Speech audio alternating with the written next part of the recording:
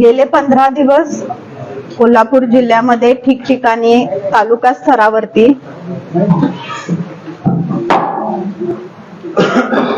माझ्यासाठी ठेवला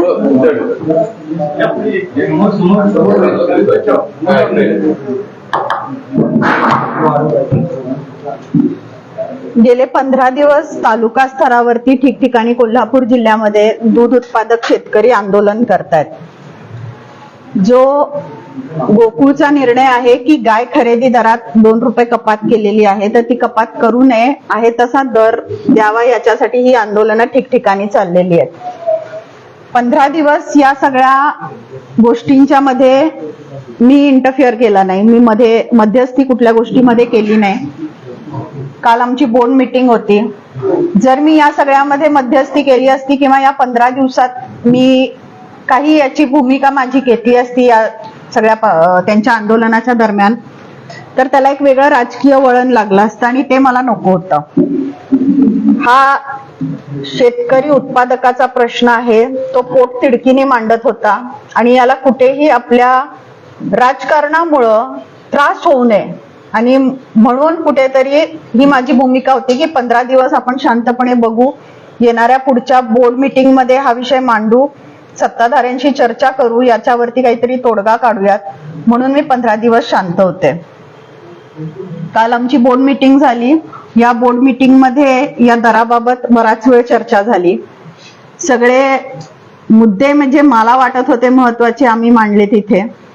शेवटला मग त्यांना विचारलं की हे सगळं एवढं डिस्कशन होऊन 2-3 तास तुम्हाला वाटतं का की तुम्ही दरवाढ कराल किंवा जी होती ती तरी कायम कराल, मागच्या बोर्ड मधला निर्णय परत घ्याल? तर त्यांचं स्पष्ट म्हणणं होतं की आम्ही दरवाढ देणार नाही.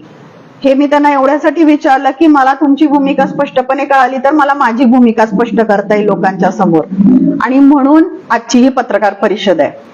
कालच्या बोर्ड मीटिंग मध्ये जेव्हा चर्चा चालू झाली की गाय खरेदी दरामध्ये तुम्ही कपात केलेली आहे, तर ती तुम्ही आहे तशी उत्पादकाला द्या. त्यांनी आम्हाला बऱ्याच गोष्टी सांगितल्या, म्हणजे अगदी आम्ही जागतिक लेवलला फिरून आलो. शेवटला कोल्हापूरमध्ये जागतिक मुद्द्यांवर चर्चा झाली की दूध पावडरचे दर पडलेले आहेत, मागणी नाही आहे, 3000 टन पावडर ऑलरेडी शिल्लक आहे, वगैरे वगैरे मुद्दे, आणि गाय दूध एक्सेस प्रमाणात आहे आणि त्याच्यामुळे आम्हाला ते घेऊन चालणार नाही आणि म्हणून आम्ही दर कमी केलेले आहेत. मला आणि आवर्जून सांगते की एक संचालक त्यांनी तरी सांगितलं की सोलापूर जिल्ह्याचे रेट 28-29 रुपये, त्या मानाने आता शेतकऱ्याला जास्तच मिळतात आपल्या इथं.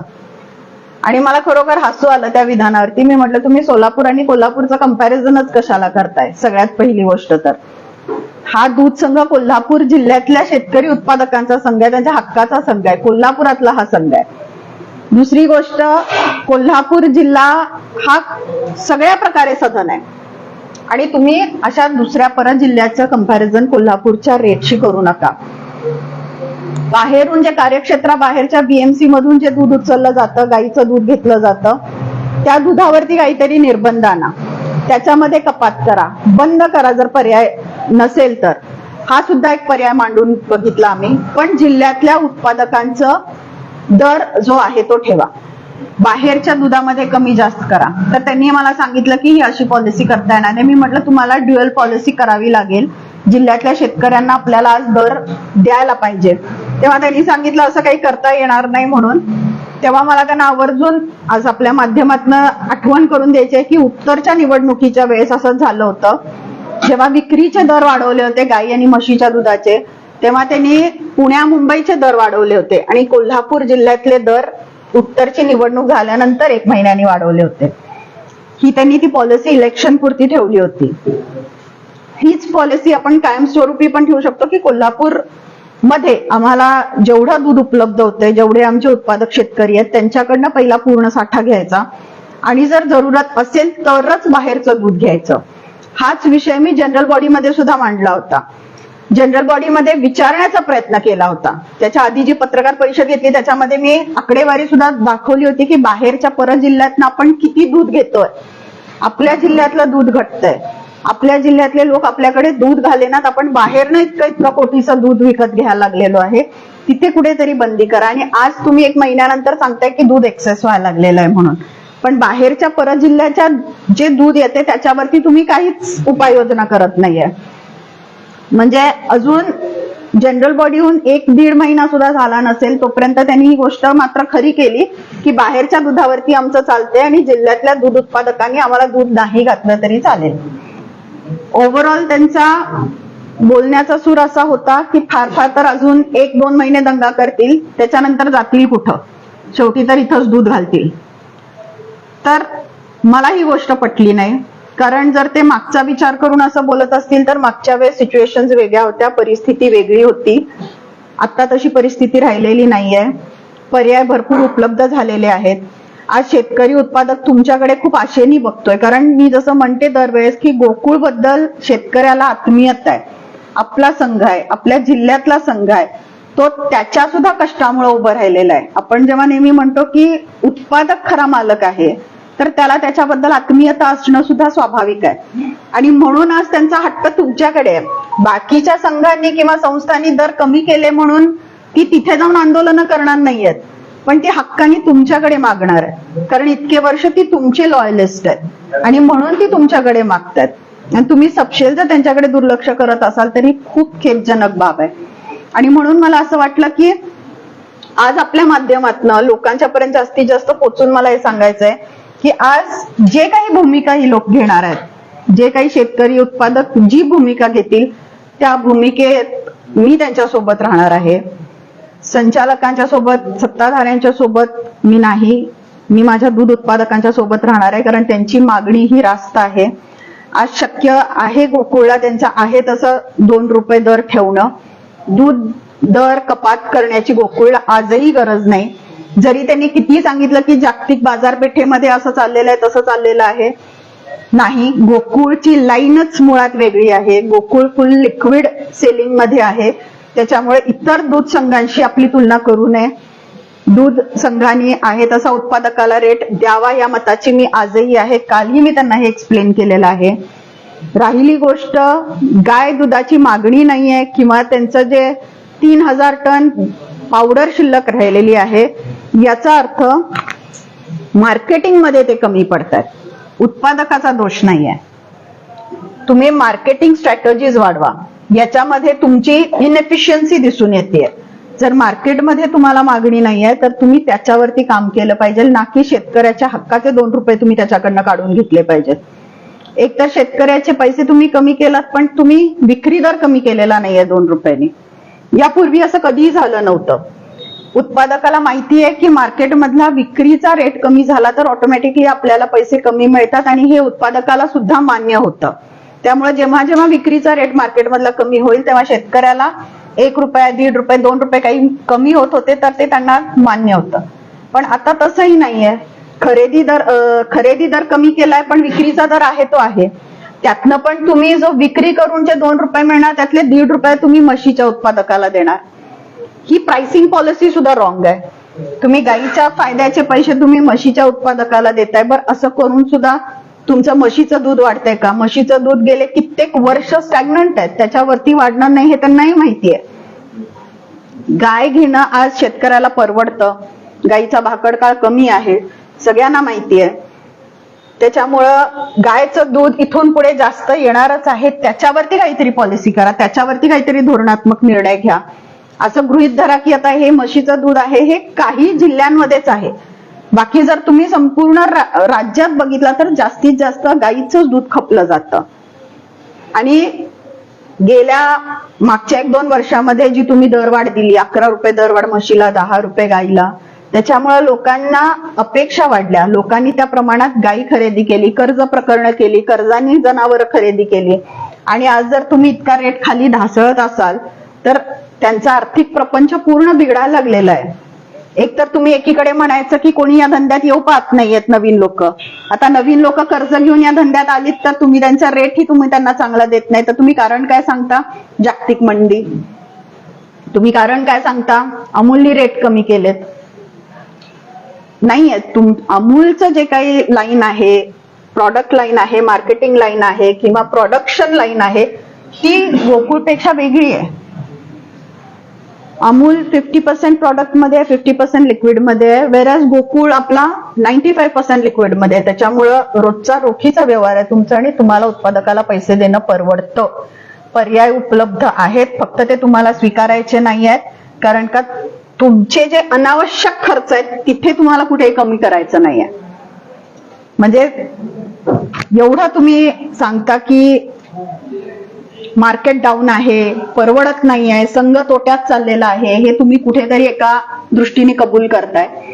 पण इथे कुठेही तुम्ही तुमच्या हॉटेलिंगवरचा खर्च कमी करत नाहीये, नवीन मोबाईल घेण्याचा खर्च टाळत नाहीये, नवीन गाड्या घेण्याचा खर्च टाळत नाहीये, तुमचे विमान प्रवास बंद होत नाहीयेत.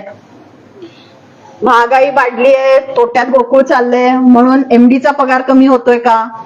महागाई भत्ता मिळायचा तसा मिळतोच ना.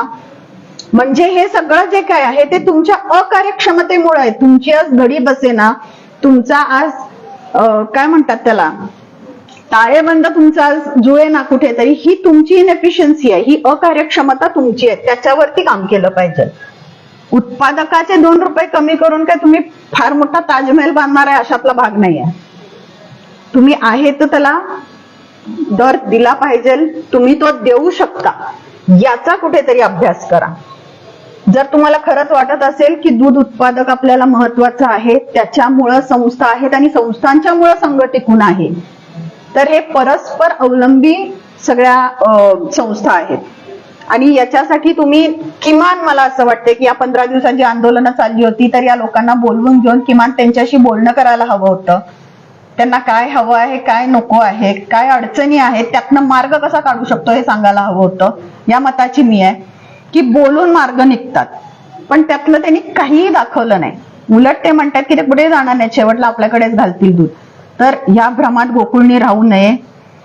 म्हणजे वाईट वाटतं की जे काही उभं केलं होतं या 30-35 वर्षामध्ये, तर कधी या 30-35 वर्षामध्ये कुठल्याही संचालकाला असू देत, एमडीला असू देत, चेअरमनला असू देत, कधी असं सांगायला लागलं नाही की आज आमचा संघ अडचणीत आहे, संघ पैसे देऊ शकत नाहीये शेतकऱ्याला आणि म्हणून आम्ही उत्पादकाचे दर कमी करतोय.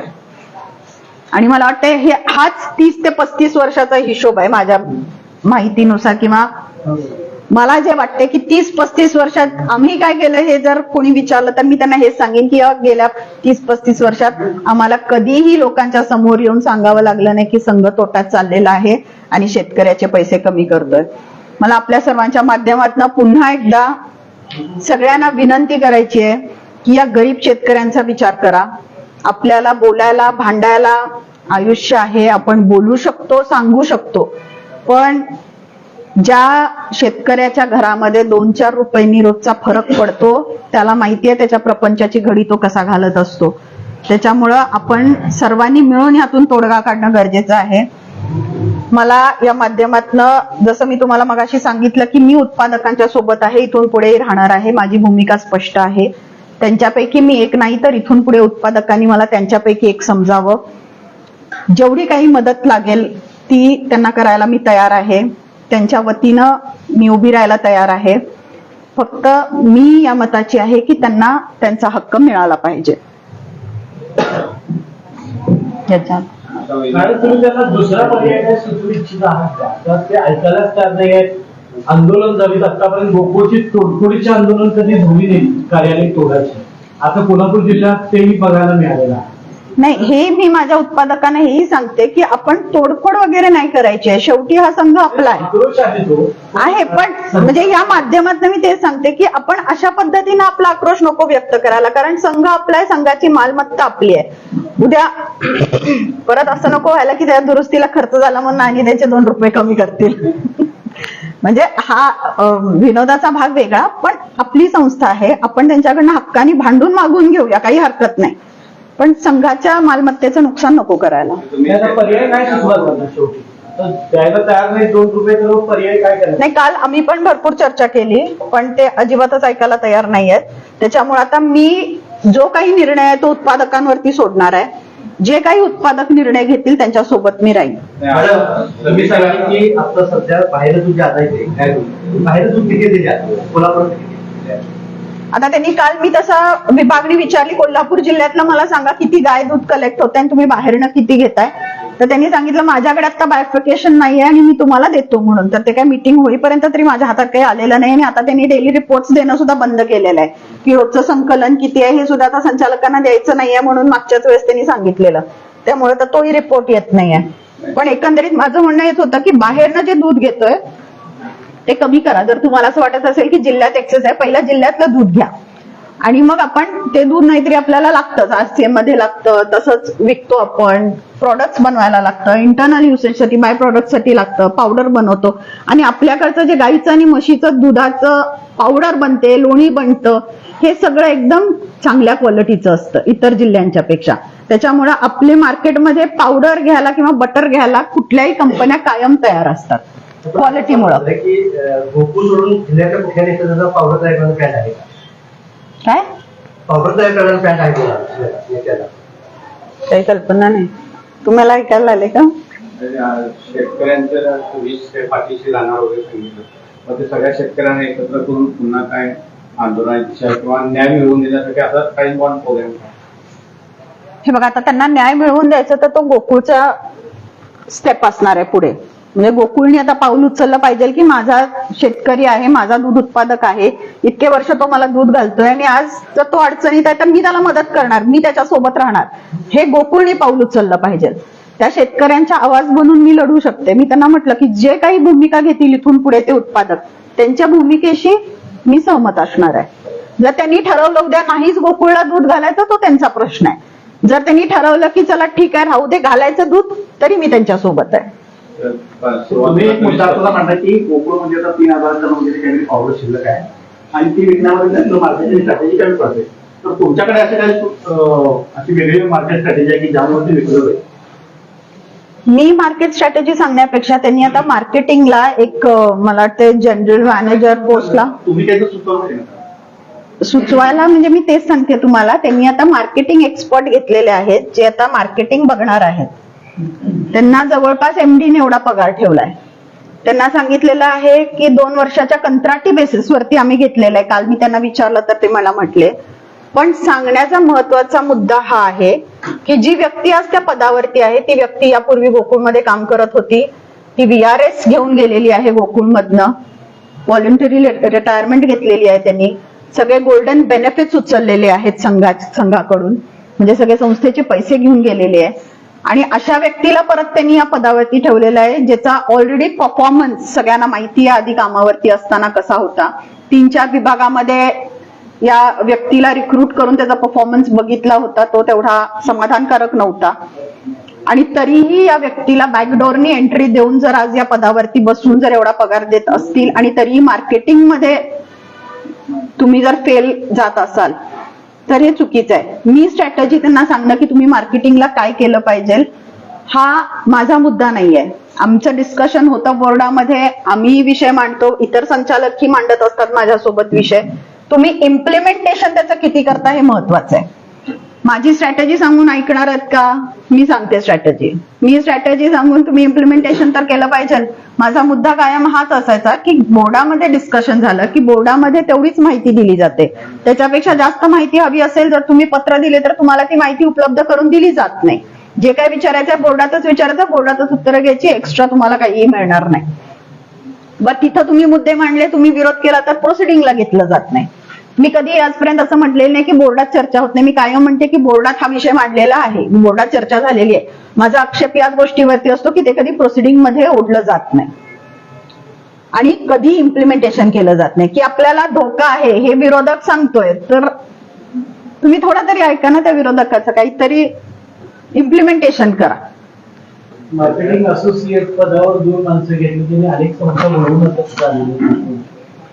तर अशांकडून काय मार्केटिंगची अपेक्षा? आता त्यांनी काय विचार करून घेतले माहिती नाही. मी विचारलं होतं एमडींना की तुम्ही नवीन रिक्रुटमेंट घेऊ शकला असता, आता नवीन इतके यंग टॅलेंट्स आहेत, तुम्ही त्यांना पण हायर करू शकला असता. तर एमडीनी असं सांगितलं की आम्ही भरपूर इंटरव्ह्यूज घेतले पण आम्हाला कोणीच पसंत पडलं नाही. मग कदाचित त्यांचा हा सगळा बॅक रेकॉर्ड बघितला असेल की ह्यांचा परफॉर्मन्स कसा आहे काय आहे. बरं, VRS घेऊन ती व्यक्ती दुसऱ्या खासगी कंपन्यांच्या मध्ये काम करून आलेली आहे, तिथला तुम्ही परफॉर्मन्स चेक केला नाही. म्हणजे चांगले नवीन जे कोणाचे इंटरव्ह्यूज घेतले माहित नाही, गॉड नोज, पण ज्यांचे कोणाचे इंटरव्ह्यूज घेतले ते पसंत नाही पडलं, पण यांचं मे बी पसंत पडलं असावं त्यांना. मी त्यांना विचारलं सुद्धा की लिगली हे चालतं का, एखाद्या संस्थेमधनं VRS घेऊन गेलेला, गोल्डन बेनिफिट्स घेऊन गेलेला माणूस तुम्ही परत इथं येऊन एवढ्या मोठ्या पगारावरती, इतर कर्मचाऱ्यांच्या वरती सुद्धा याचा परिणाम होतो. इतके वर्ष ते कर्मचारी तुमच्या सोबत काम करतायत, आज जो गेलाय आधी रिटायरमेंट घेऊन त्याला परत तुम्ही त्यांच्याच वरती आणून बसवला तर त्यांच्या सुद्धा कामावरती परिणाम होऊ शकतो याचा. अनावश्यक खर्चाचा उल्लेख केला, गाडी असेल, मोबाईल असेल किंवा हॉटेल, हे गोकुळ मधले पैसे वापरले जातात तिथे. आता बघा ना, जनरल मीटिंगच्या आधी मी जी पत्रकार परिषद घेतली त्यात तुम्हाला सांगितलं होतं की एक बजेट ठराविक ठेवलं जातं संचालकांच्या खर्चावरती. मग त्यांचे अभ्यास दौरे असू देत, त्यांचे व्हिजिटिंग असू देत, काही असू देत, एक ठराविक रक्कम ठेवली जाते. पण यावेळेस त्यांचे खर्च सुद्धा त्या रकमेच्या बाहेर वाढलेला आहे. म्हणजे जवळपास गेल्या वर्षभरात फक्त संचालकांच्या दौऱ्यांच्या वरती त्यांनी 50 लाखाचा खर्च केलाय. मी मागच्या वेळेस पण सांगितलं होतं. म्हणजे इतका खर्च करण्याची काही गरज नाही. अरे बरं, केलाय तुम्ही, झालाय खर्च, तर त्याचा तपशील द्या ना. साधी आमची मागणी होती की बाबा कशावर घेतलाय, आज तुम्ही सुद्धा हिशोब मांडताना माझे 100 रुपये गेले, 10 रुपये चहासाठी, 2 रुपये पेनसाठी, जे असेल ते तपशील द्या ना 50 लाखाचा, कुठे खर्च केले तुम्ही. मग तुमच्या ह्या चैन्यांच्यासाठी तुम्ही शेतकऱ्याच्या खिशा कापू नका, एवढंच माझं म्हणणं आहे. हे कमी करा. नाहीतरी मोठं मोठं बोलत होते ना यांचे नेते की आम्ही कपात करणार, हे करणार, ते करणार, इथं पैसे वाचवणार, वाहतुकीत पैसे वाचवणार, आणि कशात कशात वाचवणार. त्यांनी ढिगभर कोट्यवधी रुपये वाचवले ना त्यांनी, मग ते कुठे गेले ते द्या शेतकऱ्याला. आता वाहतुकीमध्ये वाचवा, कमी करा. कमी करायला अशा गोष्टी बऱ्याच आहेत. तो सेव्हिंग्स कुठे गेले. सुरुवातीला आता कोकणने दर कमी केलेला आहे आणि शेतकरी त्याच्या विरोधात संघटित व्हायले, तर त्यांना तुम्ही सोबत घेणार आहे. तर याच्या बरोबरीने दूध संघांची भूमिका काय, त्याचा फीडबॅक काय आला? कुठल्या दूध संघांची? शेतकरी आता इंडिव्हिज्युअल वैयक्तिक करायला, ज्या बाकीच्या ज्या संस्था ज्या मतदान करून, बघा शेवटी जो दूध उत्पादक आहे तो त्या संस्थेला दूध घालत असतो, बरोबर. मग ती संस्था ते दूध संघाकडे पाठवत असते. मग त्या संस्थेलाही त्याचा मोबदला मिळत असतो आणि दूध उत्पादकाला संस्था पैसे देत असते. उद्या जर उत्पादकांनी ठरवलं ह्या संस्थेलाच दूध घालणार नाही, जी गोकुळला घालते, ऑटोमॅटिकली संस्था थांबली. तुम्ही ही चेन लक्षात घ्या. उत्पादकांनी जर दूध नाही घातलं तर संस्था थांबली की संघ थांबला. ही चेन आहे, ही चालू राहिली पाहिजे. याच्यासाठी उत्पादक महत्वाचं आहे. याच्यात संस्थांच्या भूमिका काय आहेत. संस्थांना कधीच वाटणार नाही ना की या उत्पादकांनी माझ्याकडे दूध घालू नये. जितके उत्पादक मला दूध घालतील तेवढा माझी संस्था चांगली चालणार आहे. कुठलाही संस्था चालक म्हणणार नाही की चल जाऊ दे, हे नाही घातलं तर चालते दूध, असं होऊ शकत नाही. हे सगळं इंटरलिंक्ड आहे. सुरुवातीला तुम्ही सांगितलं की 15 दिवस मी मुद्दाम शांत बसले, राजकारणाच्या त्याला लेबल लागू नये वगैरे, तुमच्या मनाचा मोठेपणा आहे. पण त्यांच्याकडून तुमच्यावर असे आरोप होतात की संचालक मंडळाच्या किंवा ह्या कारभारावर तुम्ही प्रत्येक निर्णयाकडे संशयानं बघता. मग आता हा निर्णय तुम्हाला संशयास्पद नाही वाटत? त्यामुळे याच्यावरती मी काही बोलायला पाहिजे असं नाही वाटत. दाखवलं किंवा ती ऍक्च्युअली दाखवली ना, तुमच्यावर ते आरोप केले की तुम्ही नाही. मी आणखीन एक महत्वाचा मुद्दा आहे की मी या गोष्टीसाठी थांबले. याला राजकीय वळण का लागू नये मी म्हणत होते की जेव्हा केव्हा मी हे मुद्दे मांडलेले आहेत, जेव्हा केव्हा म्हणजे माझी पहिली पत्रकार परिषदेपासून बघा, जेव्हा मी गोकुळवरती काही मुद्दे मांडलेले आहेत, एकतर मी ते दूध उत्पादकांच्यासाठी मांडलेले आहेत, वितरकांच्यासाठी मांडलेले आहेत, ग्राहकांच्यासाठी मांडलेले आहेत, ओव्हरऑल संघाच्या प्रगतीसाठी मांडलेले आहेत. कुठेही मी माझ्या वैयक्तिक स्वार्थाचे मुद्दे कधीही मांडलेले नाही आहेत. पण जेव्हा जेव्हा मी पत्रकार परिषद घेतली, जेव्हा जेव्हा मी जनरल मीटिंग मध्ये प्रश्न विचारण्याचा प्रयत्न केला, तेव्हा तेव्हा त्यांनी वैयक्तिक लेवलला डायव्हर्ट करण्याचे प्रयत्न केले. तुम्ही असं म्हणताय की त्याच्यामुळे मला हे चाललंय ना, उत्पादकांची दरवाढ ना, उत्पादकांचीच दरवाढ राहिली पाहिजे ना, की हे बघा ह्यांचं असं झालं म्हणून ह्यांनी केलं, त्यांचं तसं झालं म्हणजे हे परत वैयक्तिक लेवलला येणार. कारण का आजपर्यंत त्यांनी कुठल्याही मुद्द्यांवर स्पष्टीकरण दिलेलं नाही, कुठल्याही मुद्द्यांवर ते बोललेले नाहीत, आणि मला ही कुठलीही गोष्ट वैयक्तिक लेवलला आणायची नव्हती. त्याच्यामुळे उत्पादक आणि संघ हे बघून घेतले. शेतकरी आंदोलन नाही कधी संघाच्या कार्य याच्यावर आपली म्हणून आपली दगडी करून फेकलं. आता काही संघटना पक्ष अशा तयार आहेत की जायला करायचे. कुठलाही शेतकरी त्यात नाही की संघटना अशा संघटना साधून घ्यायला असं मला वाटतं. शेतकऱ्यांनी पण मला तुम्ही एक गोष्ट सांगा, ही संघटनांची मुलं, मग याच्यातली कुठलीच मुलं शेतकऱ्यांची मुलं नसतील का? जी संघटनेमध्ये मुलं आहेत ती कुठल्याच शेतकऱ्याची मुलं नसतील का? त्यांच्या पण घरातल्यांना, त्यांच्या कुटुंबियांना किंवा त्यांच्या मित्रपरिवाराला त्रास होत असेल. मी जसं म्हटलं मागच्या वेळेस की प्रत्येकाच्यात हिंमत नसते पुढे येऊन भांडायची. कोणीतरी आवाज बनावं लागतं, कोणीतरी त्यांना ताकद द्यावी लागते. तशी जर ही मुलं जर ताकद देत असतील, निश्चित आहे की याला राजकीय वळण द्यायचं नाहीये. पण जर माझ्या गावात त्रास होतोय, एखाद्या इथे प्रत्येक जण कुठल्या ना कुठल्या तरी विचाराच्या पक्षाशी जोडला गेलेला असेल, ओपनली नाही पण काही असेल, तर तशी ती पण मुलं असू शकतात, असं मी म्हणणार नाही. तोडफोड नाही करायची. मी पहिल्यांदाच सांगितलं, तोडफोड होणं हे चुकीचं आहे. आपलीच मालमत्ता आहे, आपला संघ आहे, याच्याशी मी कधी याचं समर्थन नाही देणार. पण म्हणून पक्ष आणि संघटना वेगळ्या आणि शेतकरी असं करणार नाही. शेतकऱ्यांनी सांगितलं असेल की बाबा तू करू शकतोस, तू कर, मी बोलू शकणार नाही तिथं जाऊन, तू जाऊन बोल, असं सुद्धा सांगितलं असू शकेल ना. वैयक्तिक पातळीवर शेतकऱ्यांचे आंदोलन चालू आहे, तर त्यांना संघटित स्वरूप द्यायचं प्रयत्न राहणार आणि तसंच असलं तर तुम्ही नाही, इनफॅक्ट मला वाटायला लागलंय की हे खूप छान संघटित स्वरूप आलेलं आहे. कुठेही एकटा उत्पादक दंगा करत नाहीये, एक संस्था कुठली दंगा करत नाहीये. तुम्ही जर तालुका स्तरावरची जर आंदोलनं बघितलात तर सगळे उत्पादक एकत्र येऊन करतायत. हे खूप मोठं उत्पादकांचं यश आहे की ते त्याच्या हक्कासाठी रस्त्यावरती उतरून भांडायला लागलेले आहेत आणि संघटित होऊन भांडायला लागलेली आहेत. तो त्यांचा हक्क आहे. आज मूल आईकडेच हट्ट करतं, तसं एक मातृसंस्था म्हणून गोकुळकडे बघितलं जातं आणि हा हट्ट आहे त्यांचा, अधिकार आहे त्यांचा, आणि ते त्यात काहीही चुकीचं मागत नाहीयेत. त्यांना तो मिळाला पाहिजे. आपल्याला 2-4 रुपयांनी काही फरक पडत नाही, पण त्यांना पडतो. ग्रामीण भागामध्ये फरक पडतो त्या कुटुंबाला 2-4 रुपयांनी. देण्यासाठी रस्त्यावर उतरणार, हा, त्याला या चळवळीला किंवा या लढ्याला व्यापक स्वरूप देण्यासाठी रस्त्यावर उतरणार. वेळ पडली तर निश्चित उतरणार. पण यापूर्वी तुम्ही ज्या कार्यक्रमाला राजकीय वळण लागू नये म्हणून मागेला, तुम्ही यात भाग घेतला होता. पण जे आता गोकुळ दावा केलाय की इतर संघापेक्षा आपला गायदर जास्त आहे, यातलं वास्तव काय नाही काय? म्हणजे इतर संघाचे नेते काय बरोबर आहे? इतर संघ म्हणजे कुठल्या संघापेक्षा यांचा रेट जास्त आहे? ते काय म्हणतात, आम्ही इतर संघांच्या पेक्षा 33 असेल प्लस 25 ₹1.25 काय फरक देतो, असं ₹34.25 होतो. इतर संघांच्या पेक्षा निश्चितपणे हा दर चांगला आहे आणि शेतकऱ्यांच्या आम्हाला काय आहे असं ते दावा करतात. मी तेच सांगितलं पहिल्यांदा. सगळ्यात पहिली गोष्ट, इतर संघाशी तुलना करू नका. इतर संघ जे आहेत ते 50% लिक्विड मध्ये आहेत, 50% प्रॉडक्ट्स मध्ये आहेत, त्यांचे बाय प्रॉडक्ट्स आहेत. तुम्ही जर रेटशीच तुलना करताय तर त्यांच्या विक्रीशी पण करा ना तुलना. तुम्ही अमूल एवढा रेट देता ना, इथे खरेदी दर देता म्हणता, तर अमूलची विक्री गाय दुधाची 25 लाख लिटर आहे, तुमची किती आहे? करायची तुलना तर सगळ्या गोष्टीची करा. मग मार्केटिंग मध्ये तुम्ही का कमी आहे? मार्केटिंग तुमचं वाढवा. आणि जसं मी पहिल्यांदा सुरुवातीला सांगितलं की इतर संघ बाय प्रॉडक्ट्स वरती, पावडर वरती चालतात, त्याच्यामुळं बाहेर त्यांचे रेट्स घसरले की त्यांच्या संघाला, संस्थेला त्याचा परिणाम होतो. पण गोकुळ 95% पाऊच सेलिंग मध्ये आहे, ज्याचं मार्केट स्टेबल असतं कायम. तिथे हलायचं काही काम नाही. पहिल्यापासून आपण पाऊच सेलिंग मध्ये नंबर 1 आहे महाराष्ट्रामध्ये.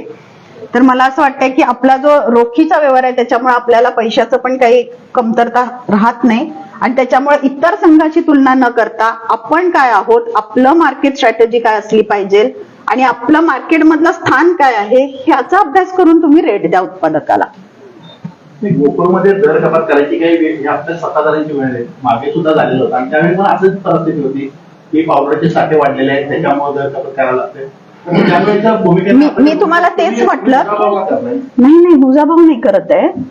अभ्यास थोडासा सांगते तुम्हाला. मागच्या वेळेस सुद्धा रेट कमी जास्त होत होते.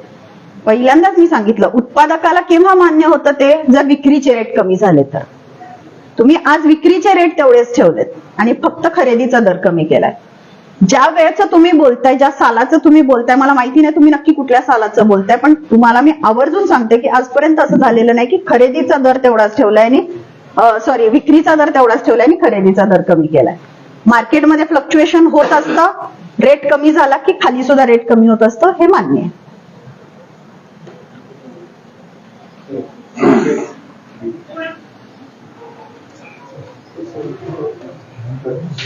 मला वाटलं विचारायला काहीतरी उभा राहायला.